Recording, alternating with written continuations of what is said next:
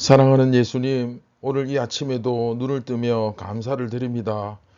우리가 이 아침을 맞이할 때마다 부활의 주님을 경험하게 도와주시고 또 이 하루가 끝날 때마다 죽음을 생각하게 하여 주시옵소서. 이 하루가 시작되는 것이 우리 주님의 큰 선물임을 깨닫고 이 하루가 다시 시작되었다면, 내게 이 날이 주어졌다면 아직도 나에게 사명이 있는 줄 깨닫고 그 사명을 향하여, 표대를 향하여 달려가는 그런 하루가 되게 하여 주시옵소서. 사랑의 주님, 생명의 빵을 먹습니다. 우리가 영안을 열고 이 놀라운 비밀과 신비를, 영적 신비를 깨달을 수 있도록 지혜를 주시고 믿음을 주시옵소서. 예수님의 이름으로 기도드립니다. 아멘. 안녕하십니까, 선한제자교회 성도 여러분. 2023년 7월 21일 금요일 주말 아침이 밝아오고 있습니다. 오늘 85번째 이야기, 부활의 확실한 증거들. 오늘 이제 두 번째 시간이죠. 예수님의 무덤으로 달려간 두 제자라는 제목으로 요한복음 20장 3절부터 8절까지의 말씀을 함께 보도록 하겠습니다.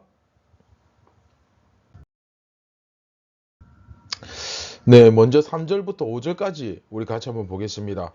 베드로와 그 다른 제자가 나가서 무덤으로 갈새 둘이 같이 다름질 하더니 그 다른 제자가 베드로보다 더 빨리 달려가서 먼저 무덤에 이르러 구부려 세마포 놓인 것을 보았으나 들어가지는 아니하였더니.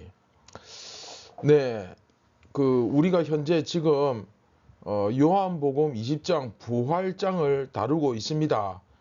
전체 부활장에 대해서는 오리엔테이션 이미 앞 시간에 다 했고요. 자, 안식 후 첫날입니다. 일찍이 아직 어두울 때에 막달라 마리아가 무덤에 갔죠. 지난 시간에. 그래서 기본적으로 이 20장 부활장 1절부터 18절은 첫 번째 이야기죠. 첫 번째 에피소드. 그 에피소드가 두 개로 나누어지잖아요. 증거 2. 그렇죠. 그래서 막달라 마리아를 중심으로 이루어지는 이야기입니다. 그런데 돌이 무덤에서 옮겨진 것을 보고는 시몬 베드로와 예수께서 사랑하시던 그 다른 제자 누구겠습니까? 요한이죠. 베드로와 요한에게 달려가서 막달라 마리아가 이야기합니다. 사람들이 주님을 무덤에서 가져다가 어디에 뒀는지 모르겠다. 무슨 소리입니까? 독을 당했다. 그런 뜻이죠. 그러자 요한과 베드로는 단숨에 예수님의 무덤으로 달려갑니다. 자, 베드로와 그 다른 제자, 그냥 요한이 달려가서 무덤으로 향하는데 이제 둘이서 같이 달려가죠. 그 다름질에서 가는데 먼저 무덤에 도착한 사람이 있습니다. 누굽니까? 요한이죠.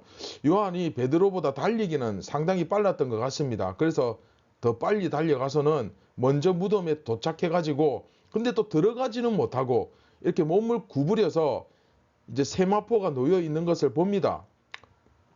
이게 이제 참 재밌죠. 자, 왜 그랬을까? 사실 무덤이라는 장소는 부정한 장소잖아요. 일단 그렇죠. 그래서 유대인의 입장에서 요한이 이렇게 봤을 때 단순히 두려워서 무서워서 무덤에 못 들어간 거 아니냐, 무덤 자체가 이제 두려운 거니까 그래서일 수도 있고, 또 하나는 이제 조금 전에 말씀드린 이 부정한 장소가 아닌가, 시신이 있는, 그렇죠, 자기들이 이제 유대인이니까 시신이 있는 부정한 자리에 들어가기가 이제 본능적으로 익숙하지가 않은 거예요. 좀 이제 꺼림칙하니까 그랬을 수도 있습니다. 그런데 이제 굳이, 그렇죠, 성경에 굳이 이런 이야기를 왜 할까요? 그렇죠? 아니, 그렇죠, 먼저 갔는데 내가 먼저 도착했고 그 다음에 베드로가 도착했다, 이런 얘기를 굳이 할 필요가 없지 않습니까? 그냥 둘이 가서 봤는데 실제로 예수님의 시신이 없었고 세마포만 있더라, 이런 식으로 이야기해도 되는데, 그게 아니고 내가 먼저 가서 도착해서 구부려서 이렇게 봤는데 세마포만 있더라, 이런 식으로 이런 얘기를 왜 한단 말입니까? 그죠? 자, 왜 그럴까요? 말 그대로 이것은 증언이기 때문입니다. 이것은 증언이기 때문에 그런 거예요. 이해됩니까? 그러니까 예를 들어서 재판을 할 때에 그때 어떤 일이 있었습니까? 이렇게 죄송합니다. 최종 변론을 한번 해보시오. 뭐 이런 식으로 이제 나오면 그때 이런 일이 있었고 나는 이렇게 했다라고 아주 구체적으로 그 시간적 순서를 따라서 이렇게 해서 이런 일이 있었고 그때 나는 이렇게 했고 이런 결과가 있었다라고 증언을 하면 이제 굉장히 설득력이 있게 되잖아요. 지금 요한이 이제 그걸 하고 있는 거예요. 이해되십니까? 마치 재판장에서 요한이 예수님의 무덤에 갔는데 나는 사실 꺼림칙해서 못 들어가고 이렇게 들여다보고 있는데 정말로 세마포만 있더라. 세마포만 보이더라. 뭐 이런 식으로 증언을 하면 증언으로서의 가치를 가지죠. 그렇죠? 그냥 우리가 들어가서 봤어요. 뭐 이런 식이 아니지 않습니까? 그렇죠? 구체적으로 그때 실제로 어떤 일이 일어나고 있었는가를 다 이제 이야기하잖아요. 그렇죠? 그러니까 굉장히 무슨 얘기입니까? 한마디로 확실한 증언이다라는 겁니다. 그리고 이어서 이제 6절부터 8절 보시면 시몬 베드로가 이제 뒤따라 도착하죠.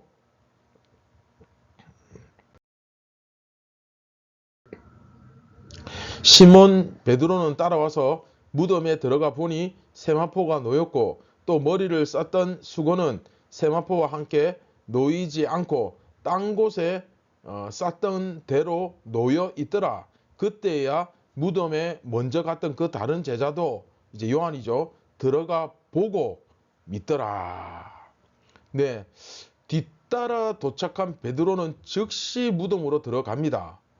자, 여기서 재밌는 것은 요한이 달리기를 잘해서 그랬는지 빨리 이제 뛰어와서 보니까 세마포만 있는 것을 확인했는데 시몬 베드로는 늦게 도착해놓고는 그렇죠. 그런데 무덤에는 또 먼저 들어갑니다. 네, 여기서 이제 요한과 베드로의 성격 차이가 확실하게 이제 드러나죠. 베드로는 전혀 꺼리낌 없이 그냥 무덤 안으로 막 바로 직진합니다.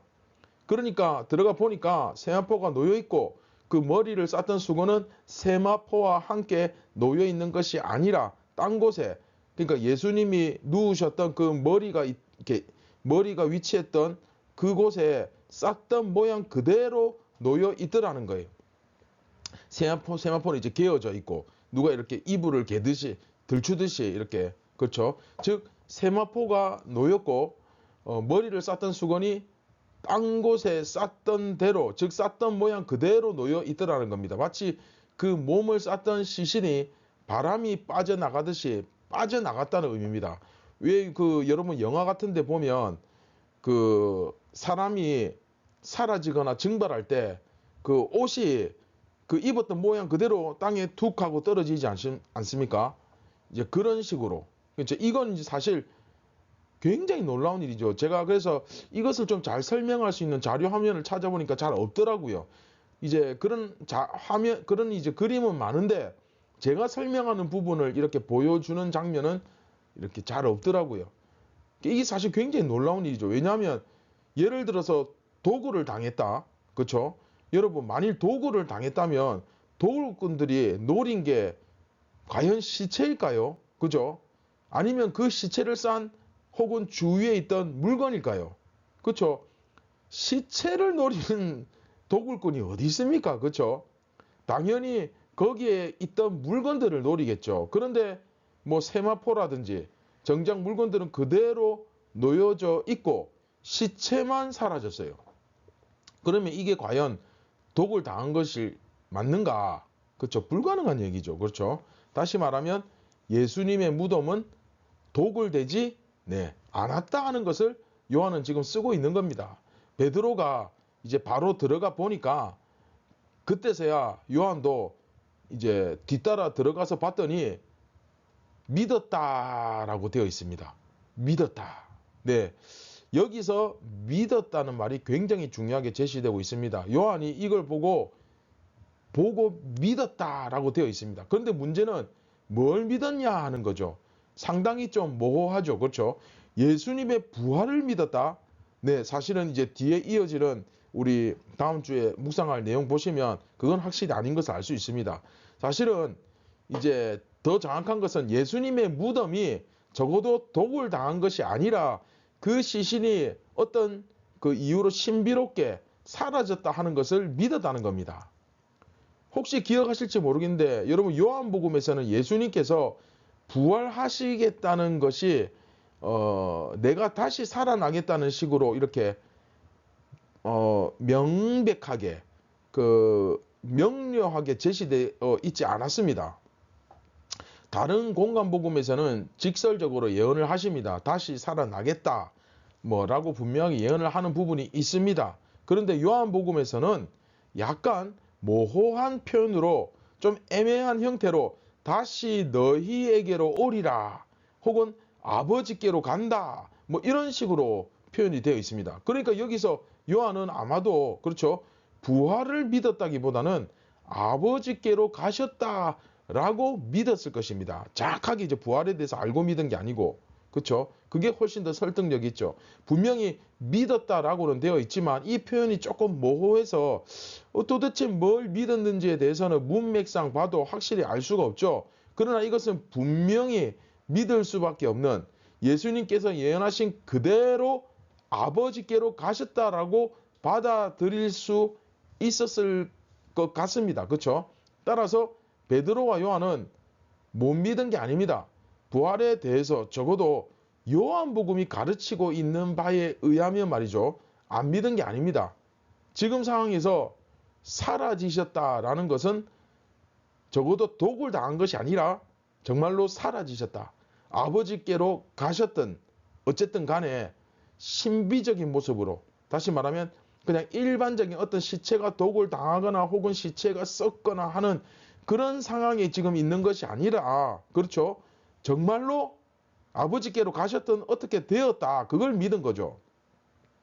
사라졌다 또는 부활했다. 그렇죠. 그 다음에 이제 부활을 이제 보이시겠지만 우리 다음 장부터 이제 우리가 볼 텐데, 여하튼 그 사실을 이들은 믿게 되었다는 겁니다.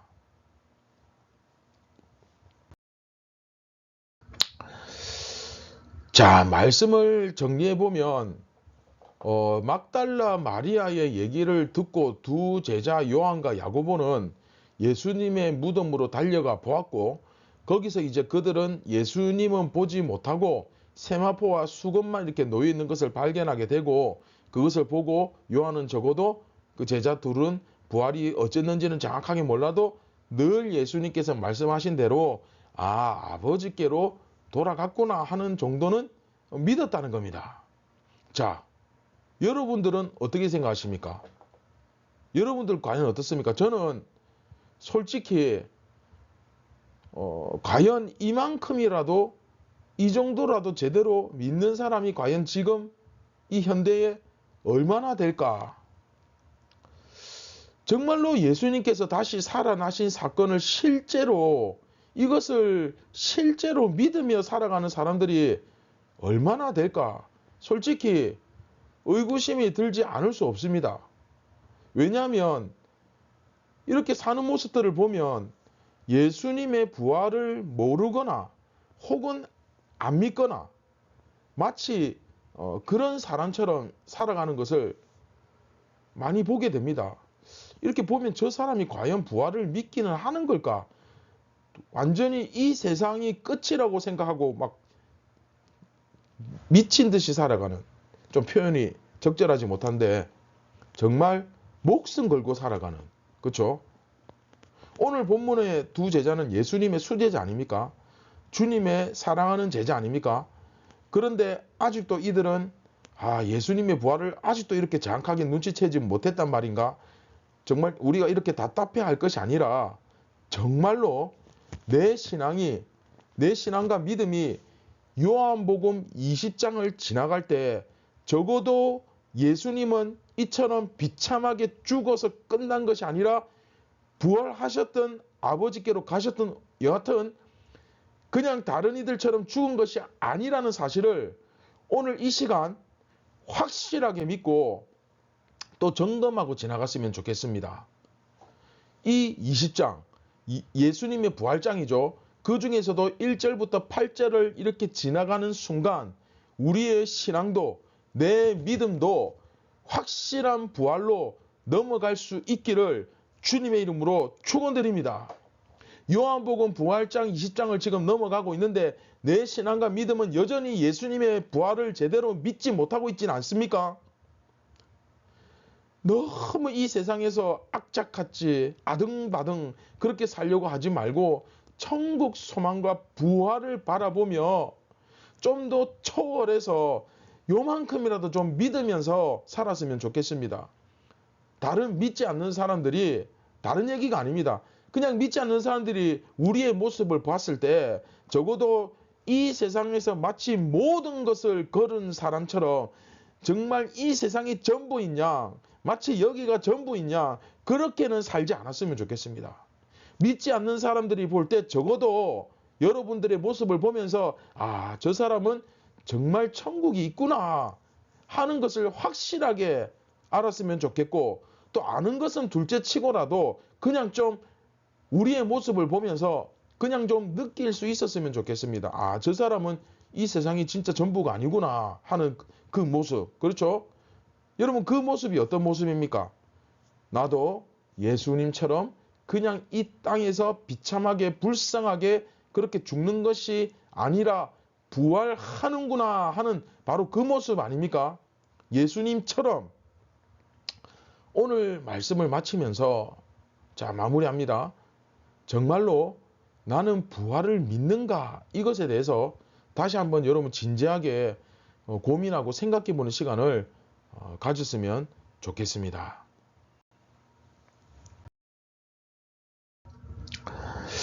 네, 말씀을 기억하시면서 우리 같이 기도하겠습니다. 참 사랑의 주님, 부활하신 예수님, 저희가 오늘 이 아침에도 그 부활의 주님을 눈 뜨면서 묵상하게 됩니다.